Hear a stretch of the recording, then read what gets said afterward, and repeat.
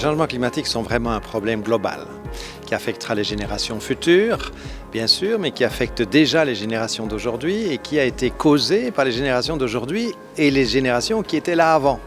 Et donc il y a vraiment un aspect intergénérationnel qui est très important. Et d'autre part, pour résoudre le problème, pour s'attaquer au problème des changements climatiques, on a vraiment besoin de la collaboration de tout le monde, dans tous les secteurs de la société, et avoir des grands-parents pour le climat qui se mobilisent, c'est formidable. L'enjeu de la conférence, c'était de montrer à quel point le problème climatique est un problème de société.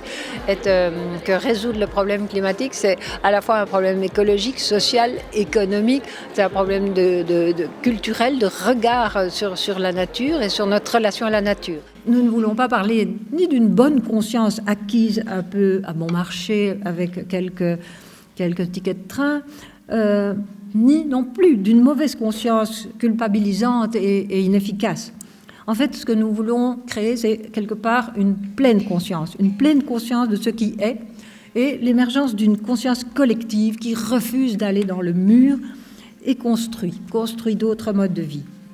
Le but était de rencontrer des intervenants qui n'étaient pas des écologistes comme on peut en entendre souvent qui parlent de la question climatique, mais bien des gens d'univers différents et notamment issus de communautés religieuses ou de communautés philosophiques différentes pour répondre à la question, le climat finalement, ça pose la question de l'homme dans la nature, c'est donc une question philosophique et donc c'était intéressant d'avoir un musulman, d'avoir quelqu'un de l'issue de la communauté chrétienne et aussi un laïc et qui plus est un franc-maçon, ce qui est rare en Belgique, un franc-maçon s'exprime publiquement sur ce genre de sujet. Et puis des personnalités qui avaient une grande expérience à la fois du monde économique et financier et du monde politique.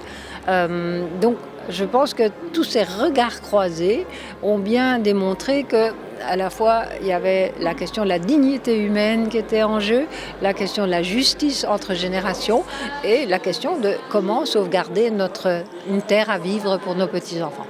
Mais quand au contraire, on se rassemble pour s'organiser, quand on se serre les coudes, quand on découvre la solidarité, on se rend compte de tout le pouvoir que l'on a. Ensemble.